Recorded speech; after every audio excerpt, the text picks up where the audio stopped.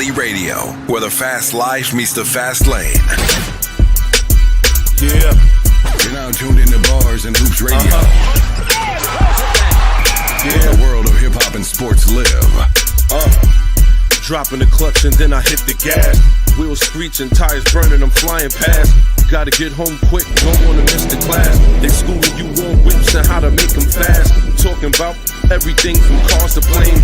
What's hot, what's next, and how to flip the game. They talk in my language, we speak the same. That whip talk complex, but yet they keep it plain. From the news, the interviews, they keep it cool. They give reviews, everything from parts to tunes. Can't lose, come to whips, they not no fools. Don't miss the show, the start time is noon. The bearded one, S.I. Sean, they crazy though. You can't miss it, tune in to Rally Radio. Where the fast life meets the fast lane.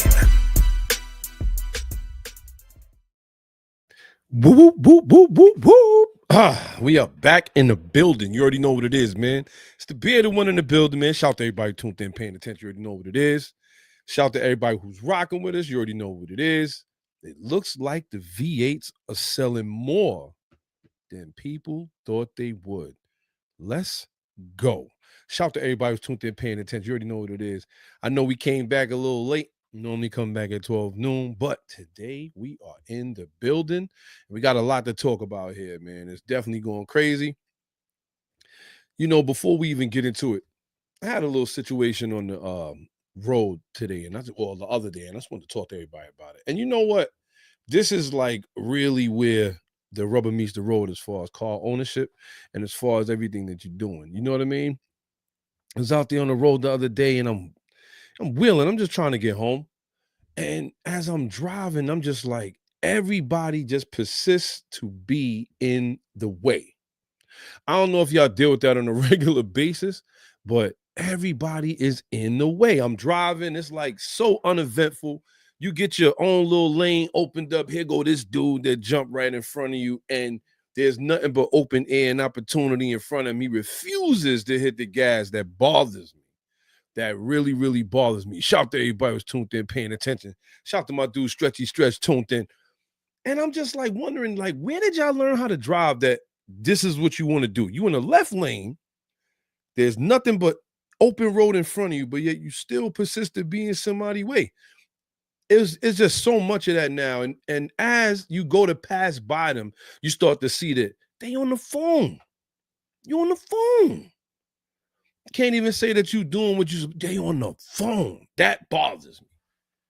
I can't understand, like, and then we moving. We not talking about, we doing 20, 30, and it really doesn't matter. It doesn't matter where you are, right? But there gotta come a point where you put the phone down. Pull up on the dude. Now, when this happened to me, I'm on my way into work. The dude is driving a big SUV, Cadillac SUV, whatever, ESV Escalade. I get up to the side of him, and sometimes, you know, we all do it. I just want to see if they look as silly as they drive. I know that sounds hilarious, but I just want to see. So I pull up, and I look, and all I see is the screen in his face, and he's up like this. He's texting, he's up, and I'm just like, yo, people don't understand how dangerous that is. Like, you got Android Auto or Apple Play or whatever, CarPlay, use it. And just wait till you get to where you're going and start texting. This is early in the morning. If you ever been on the LIE or if you ever been on the Grand Central Cross Island, shout out to everybody in Queens. You know what I'm talking about. You moving. You on your way in. And it's like nobody want to get out the way. It's like, I just can't understand that for the life of me.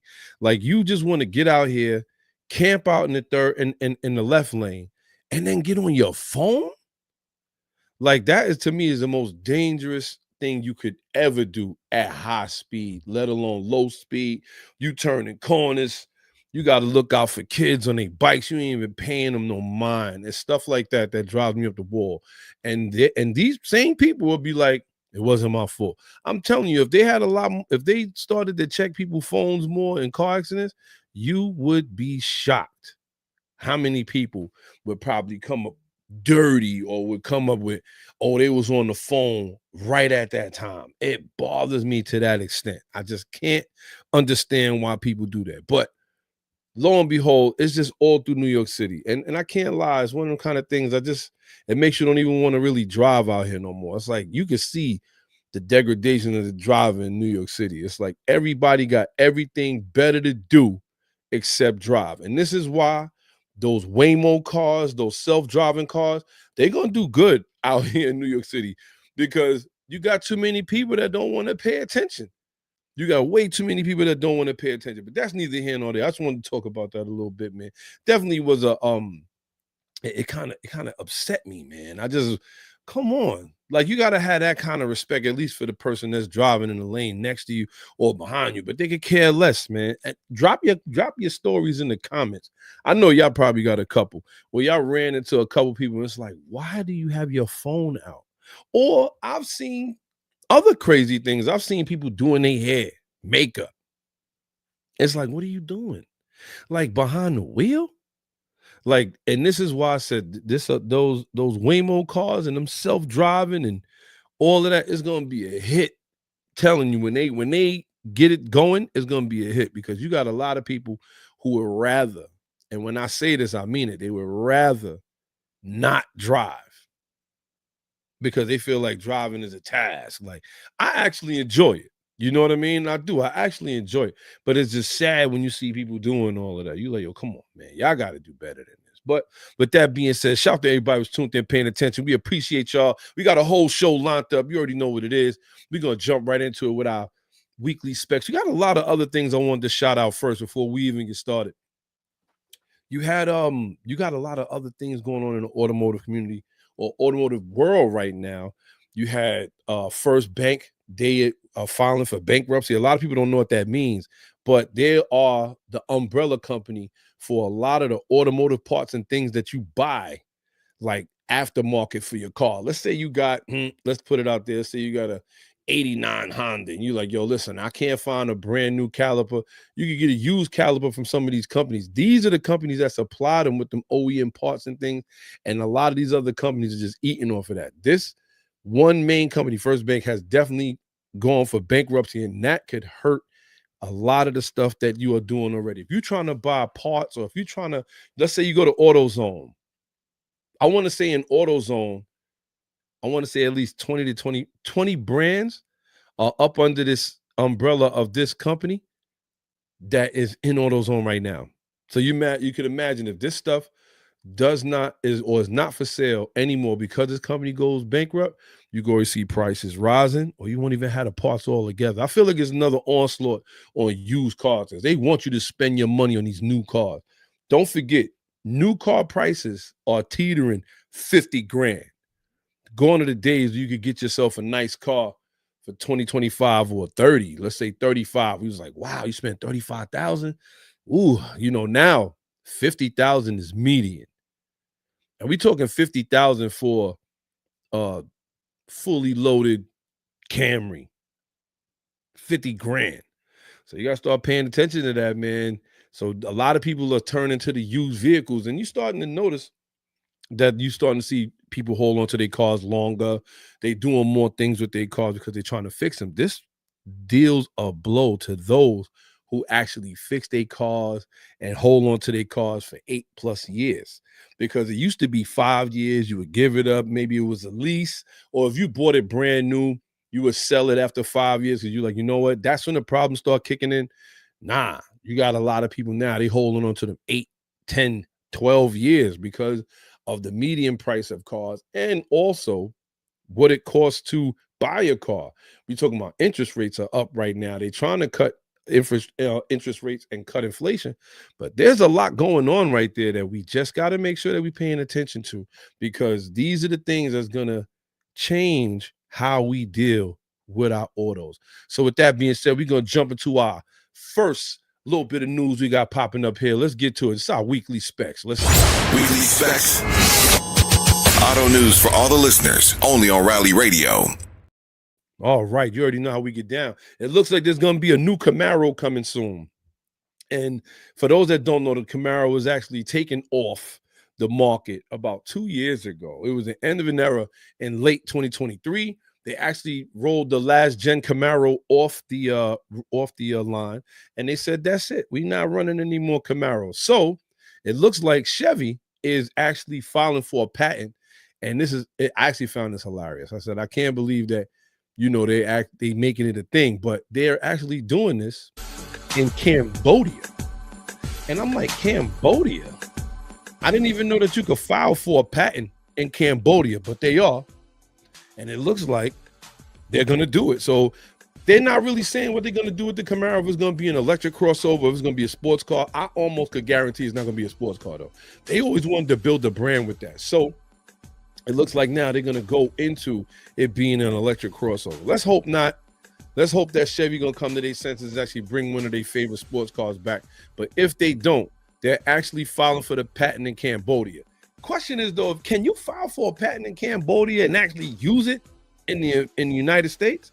Maybe they're doing it because they tried to avoid people seeing what they're doing, but it looks like they're trying to bring another Camaro out. Let's just hope that that's what it is. They bring the sports car, because we don't need no more electric SUVs with sports car names. We don't need that. You know what I mean? Ford already showed you what's going to happen if you do it. You know what I mean? So they need to learn from Ford, because there's no way that they can actually think that they're going to do this and get away with it. But let's just hope, man. I don't want to see a whole nother Chevy. I don't want to see that. I don't want to see a whole nother Chevy as an electric vehicle. Like, I just don't, like, you might just create one. They got the Chevy Bolt and all of that. Rock with that.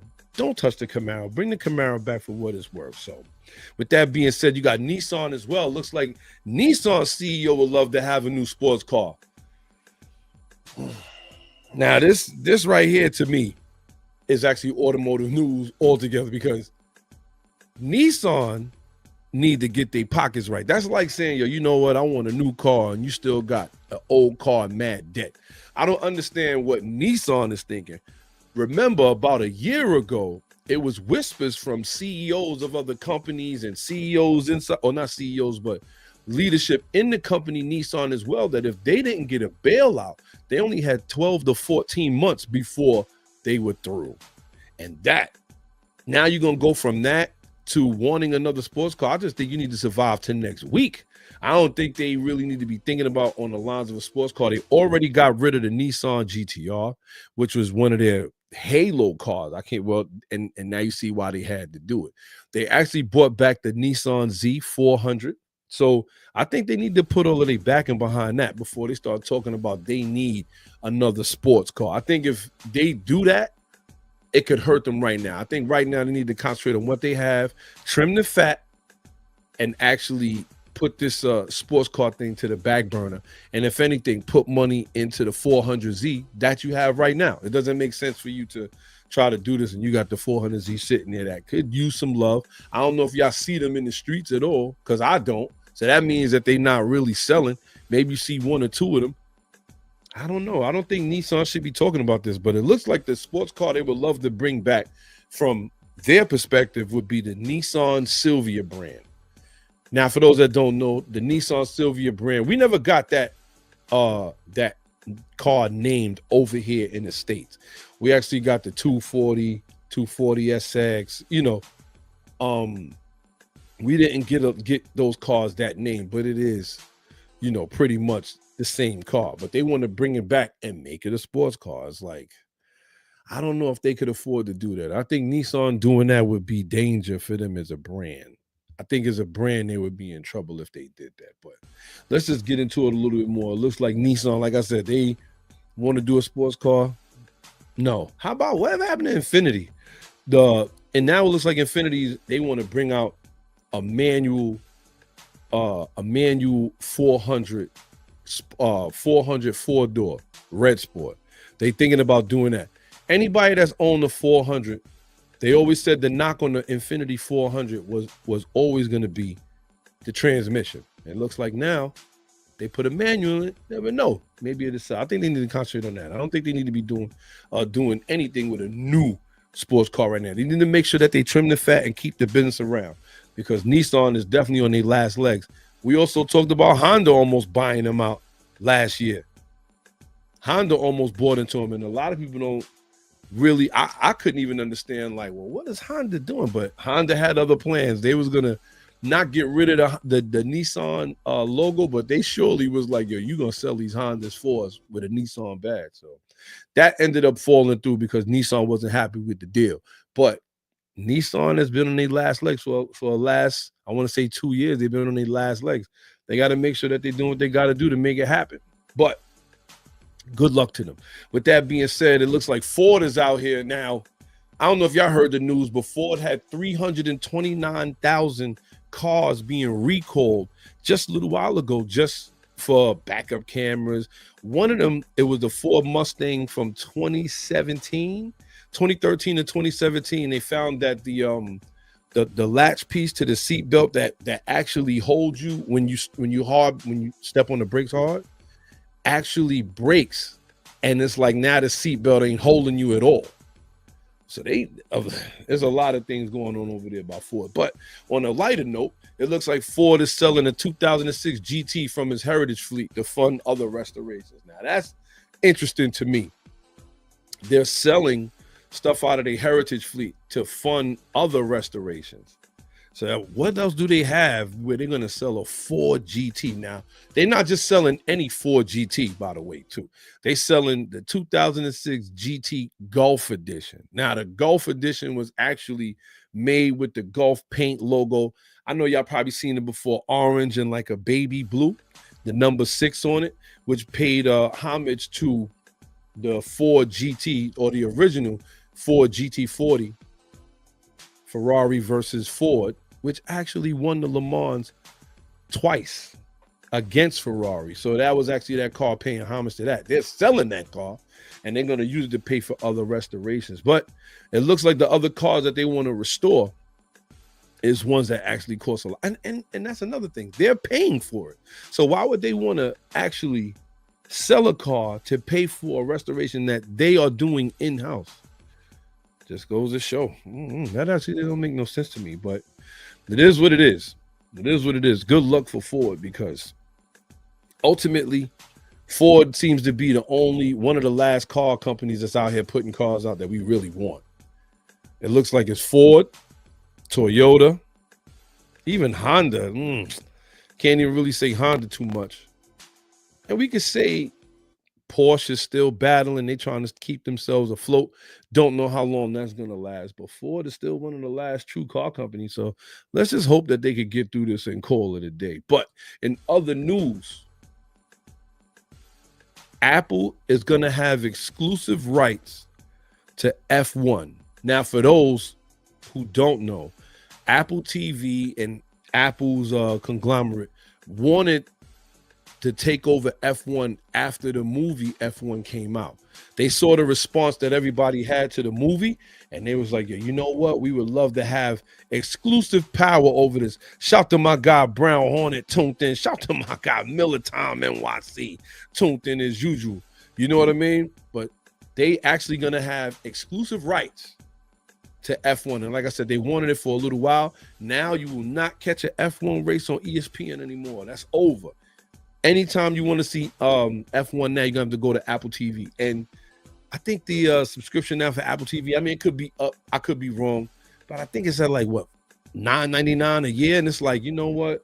You got to really love F1 in order to do it. But I think F1 has the most fans. I mean, like when you see F1 posts on Facebook or any kind of social media, you should see how many people were responding, liking, reposting, sharing. So I believe that this is a good move for Apple. It depends on how they cover it, though, because F1 needs great coverage. To me, the best thing that happened to F1 is when they did like the Behind the Pit series with Netflix, and they were showing some of these guys like who they are as drivers, their everyday lives. When they started doing that, they started really picking up more people on F1. So it's definitely going to be interesting. I want to see how Apple is going to cover it, because there's a lot going on F1 outside of the racetrack. You got a lot of things with ownership, a lot of things with drivers having problems with one another. So we'll see how that goes, man. But you know what? It's a big move for Apple. As a matter of fact, their stock had went up about $2-3 after this, which is a big deal. Everybody's, $2-3. Let me tell you, that's a big deal for Apple. So with that being said, we'll see how it goes.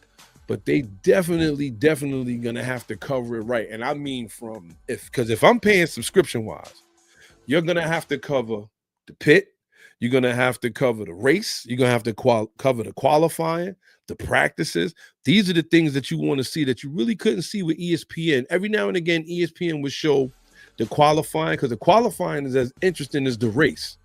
The qualifying, they would show the practice runs, they would, as every now and again. But now, if I'm paying for a subscription, these are the things that I want to see every week. I want to see what's going on with these races. So this is going to be interesting. I think Apple's going to do what they got to do. If the best thing for them to do right now is to look into who ESPN had covering it and offer them a job. So right now, Apple TV monthly subscription is actually $12.99. That's a lot. That's a lot. When you add up all the other subscriptions you probably got, like me, Netflix and all these other things, you're going to pay a lot for this, but you got to really love it. You know, 47% of the new F1 fans in the States are between 18 and 24. And that demographic, good luck to them. They don't like to work. You know how that go, but we'll see how that goes. Shout out to my guy, Brown Hornet, man. Let's go. So with that being said, man, it's going to be our weekly specs.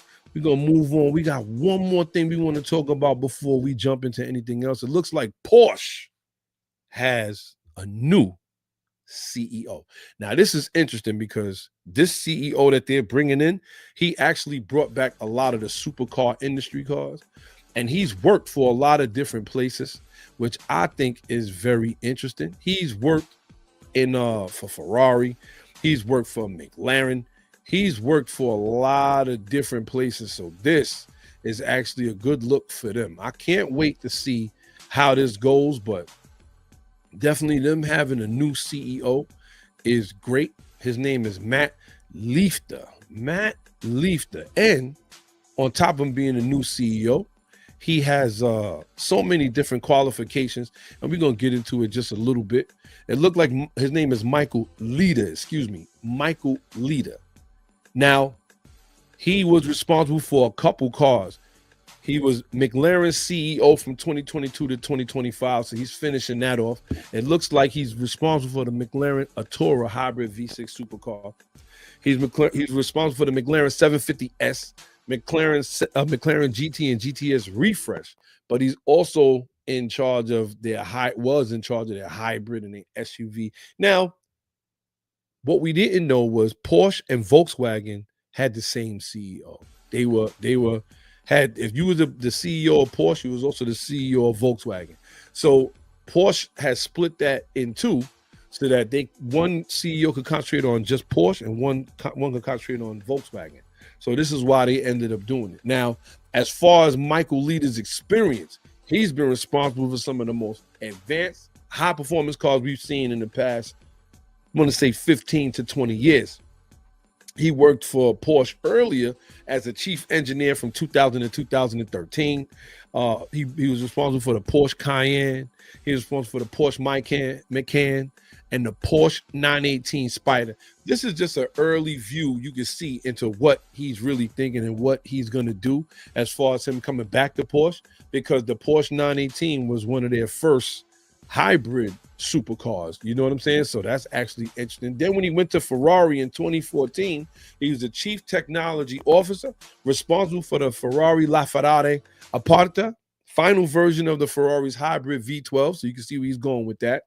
He was responsible for the Ferrari 488 Pista. I'm trying to get my Italian on, you know what I'm saying?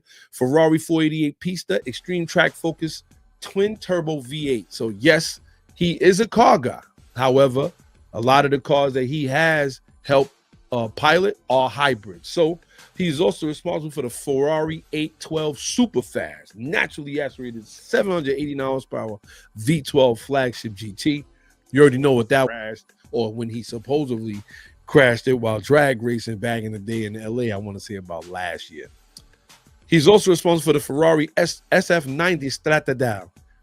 That car is actually a beautiful car. I know it didn't come off right. A lot of people didn't like the fact that it was a plug-in hybrid, but it's a Ferrari, man. 986 horsepower. Also also responsible for the Ferrari 296 GTB.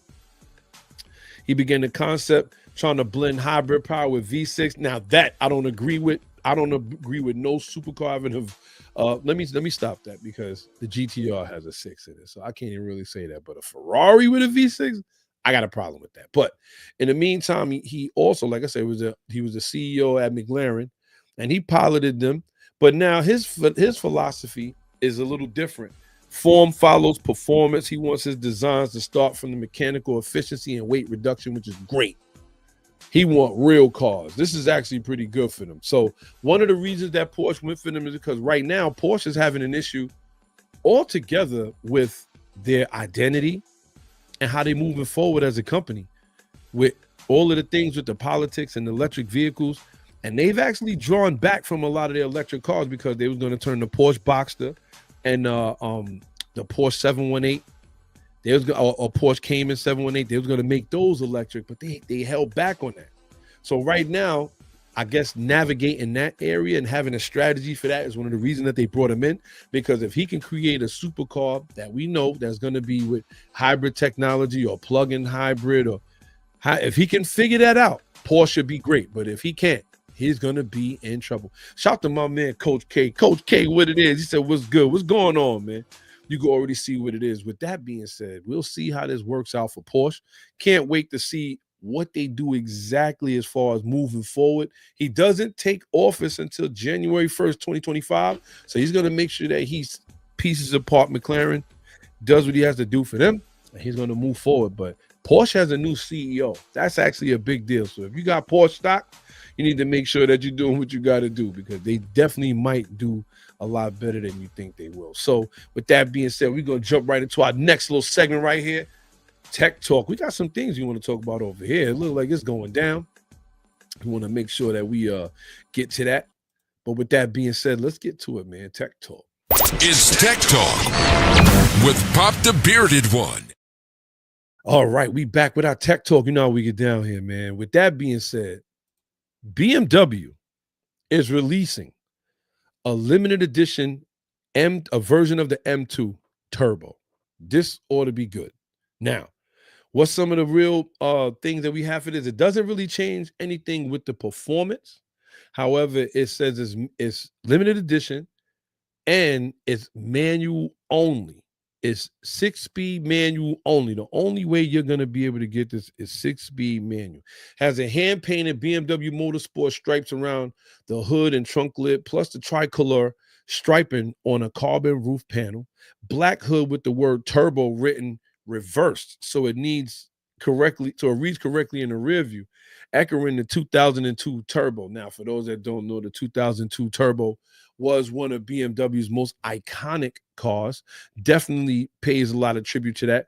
The 2002 BMW Turbo was the mid 1970s, and that car was definitely one of the cars that did a lot of racing with it, won a lot of races with it. So this is as like a tribute to that. So they got a couple things going on. It doesn't have more performance than the CS, but at the end of the day, if you're buying that car, you're not buying it for the performance. You're actually buying it because it's a limited edition. Because you could get the same car for about, I want to say, a little bit less money, because it looks like this car is going to cost a lot when it comes out. They definitely 92,000 starting coming out the gate. That's a lot. However, leave it up to BMW though. Leave it up to BMW. They another one to me that need to start looking around for their identity. They've been holding it down for the past 10 years with some of the cars that they came out with. But at the same time, it's going to be time to move on soon enough. And they're going to have to figure something out right there. But shout to BMW. At least they making something that's manual only. And you know I live for that. I live for the manual only. So shout to everybody who's tuned in, paying attention. This definitely is going to get a lot of high marks as far as the paint and everything. You're going to see a lot of BMW guys with it. I don't care what they say. They're going to say, oh, you know what? Nah, we don't want it. We don't need it. We don't need nothing with this kind of markings and things on it. It's just a paint job. I saw the same thing when we was dealing with when I was riding motorcycles and you had the Nicky Hayden edition of the Repsol Honda. A lot of guys was like, oh yeah, it's nothing but skins. It's the same thing. The bikes are the same. Yeah, they are the same, but you had a lot of guys that wanted it anyway. So, and lo and behold, how much is that bike now? You try to go out there and buy that motorcycle now, you paying a lot of bread. But with that being said, shout out to everybody who's tuned in, paying attention. That's going to be our tech talk. Then we got our nice little other segment coming up. This ought to be good. We're going to jump right into it. It's going to be our driver's etiquette. Let's get to it. Driver's etiquette. Because sometimes you got to get this off your chest. Driver's etiquette. Driver's etiquette. We are here. We are in the building. With that being said, how many times have you been on the road and really thought to yourself, as a car guy, you kind of got buyer's remorse? Now, buyer's remorse for a car guy is a little different. A lot of us, it's like, I got this car, but could I have gotten this car with more performance for cheaper? And do you find yourself having that issue sometimes? You know what? I would have loved to have that Porsche or whatever right now. Or let's say, for instance, you bought a Lexus. Let's say you bought a Lexus LC, and you find out for that same amount of money, you could have got yourself a Porsche 911 Turbo or something. You know, that to me is buyer's remorse. How many of y'all really experienced that? I could say, honestly, now with the Type R, shout to my dude, Flip. What's going on, Flip? What it is? I've had a couple situations where it has definitely been buyer's remorse. And just saying, like, you could have definitely got something a little bit better for the money, or so you think. It's probably not better than your car, but you're like, you know what? I could have got this for cheap. Nah, not really, man. Not really. It looks like sometimes with buyer's remorse is more for the performance. There's many a times where, like me, I own a 2019 Honda Civic Type R. And there's many times I'll be like, at one point, these Type Rs were hard to come by. Now, you can see them every now and again. You're starting to see them a lot more. And I'm thinking, man, well, what if I had just went and got that IS 350? Or what if I'd have went and got that 400Z? Or what, you start thinking about those kind of things. And I would say buyer's remorse for a car guy is a little different, because that ends up turning into us having like a love-hate relationship with that car that we thought we could have did better if we'd have bought. Like, for instance, right? If you say to yourself, oh, you know what? I bought a Honda Civic SI, and you like, I could have bought a Type R. You always gonna look at the Type R and have a love-hate. Oh man, that's such a beautiful car, but I bet I could build a better car. It's gonna happen. So I think this is one of the reasons why I'm always to the point where I say, buy what you want.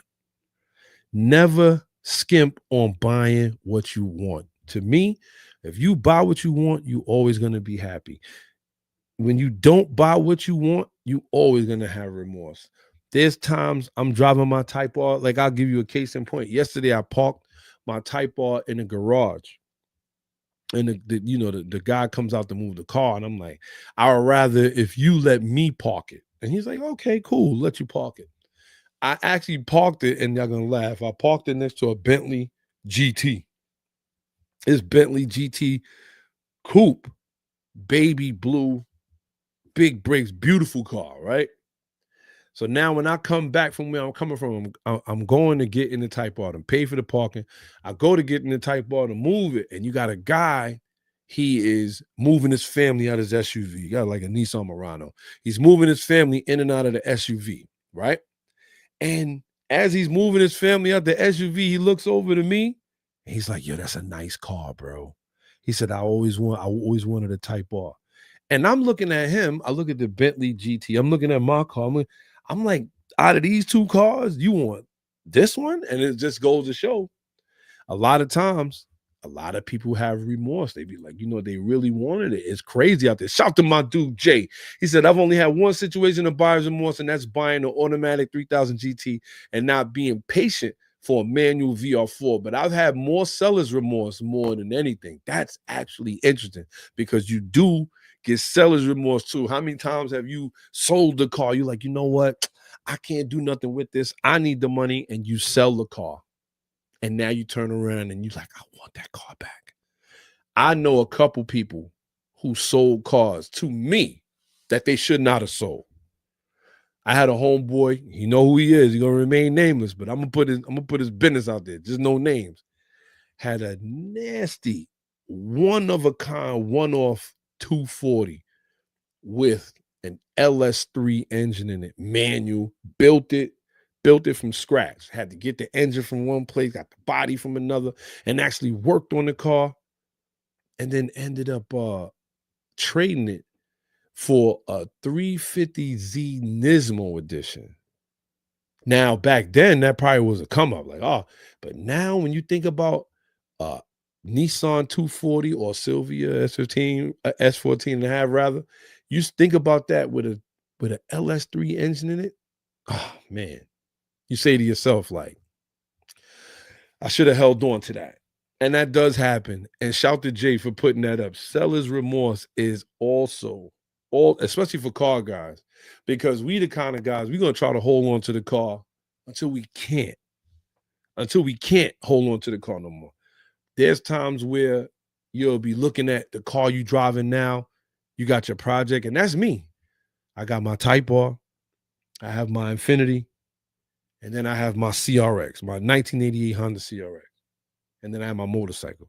And it's like, yeah, you look at those things like, if I get rid of this CRX, or I probably get rid of the bike, it'd be enough money for me to do any and everything that I want to this Type R. But it's like, do you want to do that?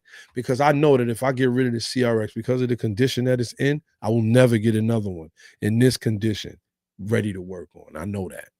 So I say to myself, like, I can't do it. So a lot of times when car guys sell their cars, that's because they have to.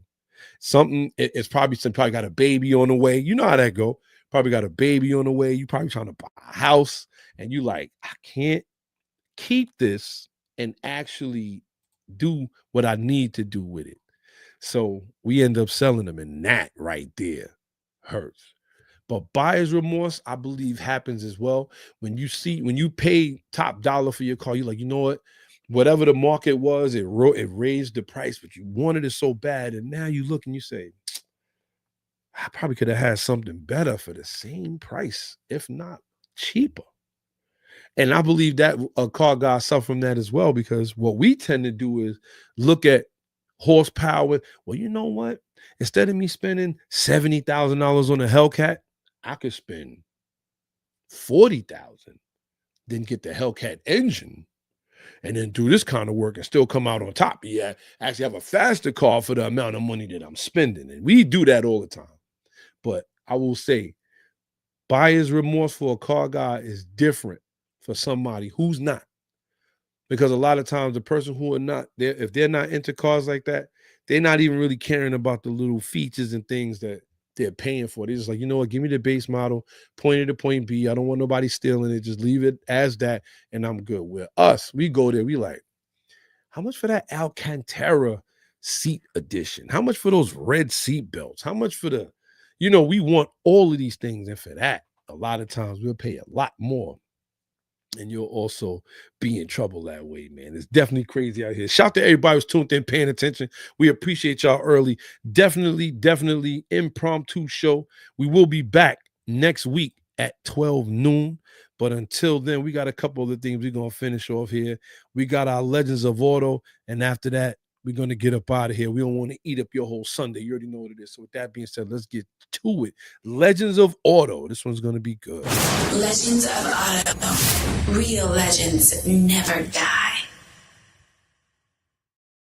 So the other week, I did a reel on the LEXUS LS 400. And believe it or not, that reel went crazy. And it went crazy on a lot of different social media platforms, TikTok, Instagram, even Facebook to its degree. And I believe it was not really me. I believe it was the car. A lot of people could really, really link up with the car. But with that being said, there's another legend. There was a lot of things going on in 1989 to 90 that if you weren't into the autos then, you probably wasn't paying attention to it. But now to revisit it, just to really think about it, it was a lot of things going on. So with that being said, I will say this. This legend came out at the same time as the LEXUS LS 400. And even though it didn't have that big of a fanfare, it was just as good, if not better. So with that being said, let's get into it. We're going to name our Legends of Auto today. It is going to be Ready for this? The 1989 to 1994-95 Infiniti Q45, Q45 Turbo. Oh my, well, not turbo, but Q45T. Now, the Q45 to me does not get the respect that it deserves. Now, at this time in 1989, Nissan was also looking to move into the luxury sedan world. So with that being said, they actually created their own brand, which was Infiniti. Now, I don't know if y'all remember the Infiniti commercials. I don't know if y'all remember a lot of the things that was going on at that time, but the way that it worked, you saw more of the commercial with the Infiniti logo than you did the car. You didn't really see the car, but we just knew that this new company was coming out. So with that being said, the first cars that they actually brought over here was the Infiniti Q45. Let's get into that a little bit. Had a 4.5 liter V8 all aluminum dual overhead cam 32 valve. Crazy. 4-speed automatic transmission. It was rear wheel drive. Top speed 150 and 0 to 60 in around 6.7 seconds. 0 to 60 in 6.7 seconds. It was a luxury. It was put out as a luxury sedan. However, had multi-link suspension in the front and the rear, tuned more like a sports car than a limo. And a lot of places where you seen them test driving this thing, they definitely was using it as such. It had like an active rear suspension, which made it handle sharply. When you watch this thing go through the cones, you would see the back of the car would sway out, and it would handle like a dream. Not for a car of its size. They always said that the Q45 handled like a car 1,000 pounds lighter than what it really was. A lot of the tech features in it, like I said, optional active suspension system. It adjusted the dampening in real time. So when you was hitting turns, if you hit a turn a certain way, some of the back wheels would sway. It was a beautiful thing. It was a beautiful thing. Came with a Bose sound system, premium for the time. We all know Bose was it back then.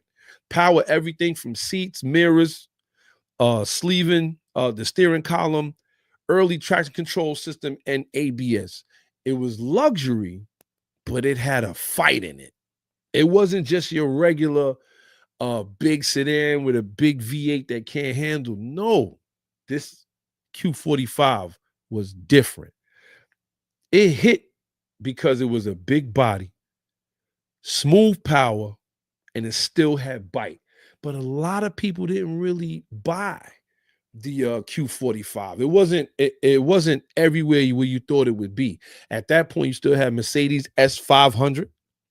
You still had the BMW 750 IL, and the Lexus LS400 was actually making its name known in the States. The Q45 never got the props that it deserved, but we're going to give it props today. So with that being said, that is our legend of auto. The Q45 from 1989 to 1994-95 had to be one of the best big body sedans, dare I say it, we ever got from Japan. With that being said, shout out to everybody who's tuned in, paying attention. Don't forget, if you do find one of these clean, where you could deal with it, because like I said, the last one, I believe they went to another body from 95 to 97, then another body 97 to 2000, and then from 2000 to 2004, they had another body. And we have yet to see another Q45 since. But if you could find one of these Q45s, 1989 to 1994-95, don't have buyer's remorse at that time. Make sure that you cop it. Because I'm going to tell you, a lot of people didn't give it its props then, but we giving it its props now. That's our Legends of Auto. You know what it is. Let's go. Legends of Auto. Real legends never die. I gotta say, I love that car. And it wasn't as flashy as a lot of cars. It didn't have the chrome grille. The hood was actually, it looked like the hood was mated to the front grille. So all it had was a logo in the front. And you really didn't see, it didn't have nothing on the hood where it was protruding with a logo like a Rolls Royce or a Cadillac. It was nothing like that. It was actually built to perform, but it also looked good. Hard to find one of them clean. With that being said, we're going to get into our understeer today. Now, our understeers is people who I don't understand why they doing what they do. You know what I mean? You got to ask them what they was thinking. But this one is actually interesting. 2 cops were arrested after a state trooper in Memphis caught them speeding. Now, these guys were state cops from Memphis, and it looks like they were arrested street racing their Corvettes. To me, it says here that according to the THP officer, the pair of silver Corvettes were seen on Winchester Road near Hickory Hill Road in Memphis. When the speeding Corvettes spotted the state trooper, they reportedly both hit their brakes, but it was too late. THP pulled over both cars. Police said one was driven by Albert Green and the other by Raphael Willingham. The highway patrol officer asked Green why he was racing, but Green said that he wasn't, according to authorities. It seems that the THP trooper was not convinced, however, and Green and William were both charged with drag racing. On Monday, they went to Green's home and took a picture of the silver C8 generation Corvette sitting outside. After that, they ended up going back to get them a little bit later. They faced up to 6 years in prison and a fine of up to $3,000. Now, everybody's going to say, Bearded One, how did they make the understeer? Well, the reason they made the understeer is because you trying to tell me that they didn't know where these troopers hang out. How are you a police officer out there getting pulled over by a state trooper?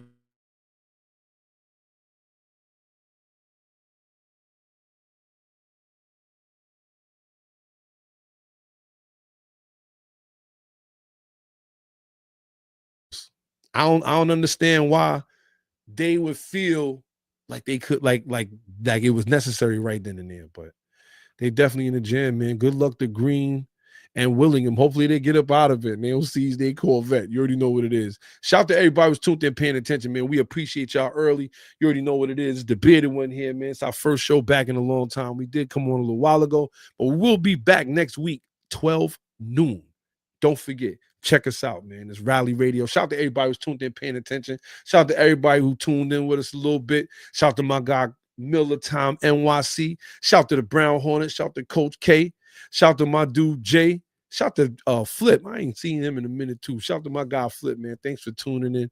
And shout out to everybody who dropped in with us. Shout out to my dude Chrome. Shout out to my dude Daryl Melendez. You already know what it is. Shout out to Vinny Sereno, my dude Marv, and Stretchy Stretch. We appreciate all of y'all for tuning in. Shout out to Cuz, Letitia Williams. We appreciate y'all for tuning in.